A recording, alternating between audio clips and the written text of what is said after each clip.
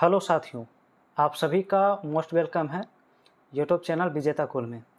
और साथियों, अभी आपका जो वीडियो होने वाला है वो सिविल कोड प्यून का सेट होने वाला है, जिसमें टोटल आप सभी का 50 क्वेश्चन डिस्कस कर रहे हैं। 35 क्वेश्चन आपका हिंदी से होता है और 15 क्वेश्चन इंग्लिश से। तो चलिए आज का वीडियो देखते हैं, शुरू करते हैं। और आप लोग कमेंट करके अपना आंसर ज़रूर बताइए, फर्स्ट से अपना आंसर कमेंट करिए। तो चलिए शुरू करते हैं। इसी के साथ पहला सवाल लिखा है, निम्न में से कौन सा वाक्य है जो शुद्ध लिखा गया है। देखिए, आप लोग आंसर जरूर करिए कमेंट में। तो पहला ऑप्शन है उसने मुझसे माफ़ी मांगा, और दूसरा है उसने मुझसे माफ़ी मांगी। तो यहाँ पर राइट आंसर जो होगा फर्स्ट का वो ऑप्शन बी होगा, उसने मुझसे क्षमा मांगी। तो बी ऑप्शन यहाँ पर राइट होगा। चलिए आगे देखिएगा, क्षमा स्त्रीलिंग है। क्षमा कैसा स्त्रीलिंग है, इसलिए मांगी शब्द का यूज होता है। क्वेश्चन नंबर 2 का आंसर करना है आप सभी को। तो 2 में पूछा है राजा शब्द का स्त्रीलिंग क्या होता है। तो बिल्कुल जाहिर सी बात है, राजा का रानी होता है, जो ऑप्शन बी में लिखा गया है। नेक्स्ट आपका सवाल नंबर 3 है, कहा गया अंधकार का विलोम शब्द बताइए क्या है। तो अंधकार का उल्टा क्या होता है, प्रकाश होता है, आंसर बी होगा। अगला क्वेश्चन 4 में दिया है, इनमें से कौन सा जो है वो बहुब्रीहि समास है। तो जो विशेष अर्थ को धारण करता है वो बहुब्रीहि होता है, और इसमें चक्रधर करना राइट आंसर होगा। आगे देखिए, आपका सवाल 5 दिया है। तो 5 नंबर क्वेश्चन में पूछा गया है, निम्न में से कौन सा व्यंजन संधि के उदाहरण है, ये बताइए। तो व्यंजन संधि का उदाहरण इसमें ऑप्शन सी है, सद्गुण। ठीक है। अब अगला सवाल 6 में देखिए क्या लिखा है, कहा गया बंदर क्या जाने अदरक का स्वाद। तो इसका अर्थ क्या होता है। बंदर क्या जाने अदरक का स्वाद, तो इसका अर्थ क्या होता है। इसका अर्थ होता है मूर्ख का ज्ञानहीन होना, यानी कि ऑप्शन नंबर सी होता है। आगे सवाल 7 है, लिखा है इनमें से कौन सा शब्द जो है वो तद्भव रूप में लिखा गया है। तो तत्सम का ही बिगड़ा रूप तद्भव होता है, यानी अग्नि का तद्भव आग होता है, आंसर डी होगा इसका। आगे सवाल 8 में देखिएगा, कहा गया नाच न आवे आंगन टेढ़ा। इसका आशय क्या है, इसका अर्थ क्या है। तो इसका देखिए उपयुक्त में से सभी हो जाएगा, बहाना बनाना, रोष दूसरों पर डालना, या खुद की कमी का छिपाना, ये तीनों आंसर हो जाएगा। नेक्स्ट क्वेश्चन 9 है, लिखा है डैश में फूल खिले हुए हैं, तो रिक्त स्थान को भरना है। तो रिक्त स्थान में ऑप्शन सी भरेंगे, बगीचे में फूल खिले हुए हैं। और नेक्स्ट क्वेश्चन 10 है, लिखा इनमें से कौन सा रस नहीं है, 10 का आंसर। तो 10 का आंसर देखिए, याद रखिए ऑप्शन सी होगा, और रौद्र नहीं होता है। यहाँ पर राइट आंसर आपका सी होगा, क्योंकि रौद्र होता है। क्या होता है, रौद्र होता है। यहाँ पर थोड़ा सा गलत लिखा गया है, तो ऑप्शन सी राइट आंसर होगा। क्वेश्चन नंबर 11 पढ़िए, लिखा है कि यहाँ पर परिश्रम का फल मीठा होता है, इनमें परिश्रम कौन सा कारक है। तो देखिए, जिससे अगर किसी को परिणाम मिलता है तो वो आपका करण कारक होता है, ऑप्शन बी होगा। यानी कि परिश्रम का फल क्या है, मीठा होता है। ठीक है, जिससे फल प्राप्त हुआ है उसके लिए हम करण कारक का यूज करते हैं। और अगला क्वेश्चन 12 है, बच्चे खेल रहे हैं। तो यहाँ जो फिल इन द ब्लैंक्स पूरा करना है, क्या करेंगे। तो देखिए, बच्चे आपका बहुवचन में है, क्रिया भी बहुवचन में है, यानी यहाँ पर होना चाहिए ऑप्शन डी, मैदानों में खेल रहे हैं। ऑप्शन सी गलत होगा, क्या हो जाएगा, मैदानों, क्योंकि इसका सब्जेक्ट प्लूरल है। अगला सवाल जो है वो आपका 13 दिया है, लिखा है कृपया यहाँ पर ना थूकें, ये किस प्रकार का वाक्य है। तो ये वाक्य आपका जो है राइट आंसर यहाँ पर निवेदन वाचक हो जाएगा, यानी ऑप्शन बी हो जाएगा राइट आंसर। क्वेश्चन नंबर 14, लिखा है घर घर जाकर सामान बेचने वाला को क्या कहा जाता है। जो घर घर जाकर सामान बेचता उसे हॉकर कहते हैं, ऑप्शन सी देखिए सही है। और अगला सवाल 15 है, तो 15 में लिखा गया है इनमें से कौन सा अलंकार नहीं है। तो अलंकार देखिए यहाँ पर उपमा होता है, अनुप्रास होता है, रूपक होता है, लेकिन कारक नहीं होता, इसलिए आंसर डी होगा। क्वेश्चन नंबर 16 है, लिखा गया गगनचुंबी का अर्थ क्या है? गगनचुंबी अर्थात गगन को चूमने वाला, यानी इस सेंस में आप ऊंचा कर सकते हैं ऑप्शन के अनुसार। बी ऑप्शन राइट हो सकता है। सवाल नंबर नेक्स्ट है 17, गति शब्द का विलोम शब्द बताइए क्या है? तो गति का ठहराव यहाँ पर उत्तर हो जाएगा, ऑप्शन बी करेंगे। और नेक्स्ट क्वेश्चन देखिए, आप सभी का 18 नंबर सवाल है, लिखा गया वह तेज दौड़ रहा है, तो इसमें तेज जो है वो कैसा शब्द है? तो जैसा कि आप देख रहे हैं इस सवाल में, दौड़ने की जो विशेषता है वो तेज क्वालिफाई कर रहा है, तो क्रिया की विशेषता बताने वाले को क्रिया विशेषण कहते हैं। क्वेश्चन नंबर 19 है, लिखा है लालच बुरी बला है, इसमें लालच का तद्भव बताइए क्या है? तो लालच का तद्भव यहाँ पर पूछा गया, तो लोभ होगा, ऑप्शन नंबर ए करेंगे राइट आंसर। आगे देखिए क्वेश्चन नंबर 20 में एक फिलर्स है, लिखा है अगर तुम समय पर आ जाते तो हम जाते, तो इसमें कौन सा ऑप्शन भरेंगे ताकि ये सेंटेंस सही हो जाए? तो देखिए ऑप्शन डी भरना होगा, तो हम चले जाते। क्वेश्चन नंबर 21 है, लिखा है पुस्तक शब्द किस प्रकार की संज्ञा है? तो पुस्तक में जातिवाचक संज्ञा है, ऑप्शन बी होगा। सवाल नंबर देखिए 22 है, लिखा है निम्नलिखित में से सर्वनाम बताइए कौन सा है? तो सर्वनाम होता है जो संज्ञा की विशेषता बताए, यानी कि ऑप्शन बी हो जाएगा वही।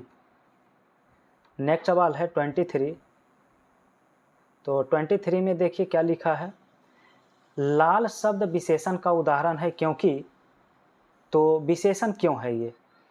क्योंकि यह संज्ञा की विशेषता बताता है, इसीलिए ऑप्शन बी हो जाएगा राइट आंसर।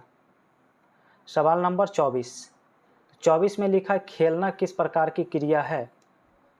खेलना, तो खेलना होता अकर्मक क्रिया, ऑप्शन बी होगा। सवाल नंबर नेक्स्ट है 25, देखिए लिखा गया है कि वह तेज दौड़ा, इसमें तेज किस प्रकार का शब्द है? तो ये रिपीटेड सवाल है, अभी आपने आंसर किया था, क्रिया विशेषण हो जाएगा। सवाल नंबर 26, लिखा है राम ने सीता को फूल दिया, तो वाक्य में ने जो है ये किस कारक की विभक्ति है? तो कर्ता ने होता है, कर्ता का क्या होता है? ने होता है, तो ऑप्शन ए हो जाएगा यहाँ पर आंसर। सवाल नंबर 27 है, निम्नलिखित में पुल्लिंग शब्द बताइए कौन सा है? तो पुल्लिंग शब्द इसमें राजा है, ऑप्शन सी होगा राइट आंसर। नेक्स्ट में दिया 28 में, निम्नलिखित में से बहुवचन बताइए कौन सा है? तो पुस्तक तो एक वचन में है, शिक्षक, लोग और घर दिया है, तो लोग देखिए क्या होता है? बहुवचन में होता है।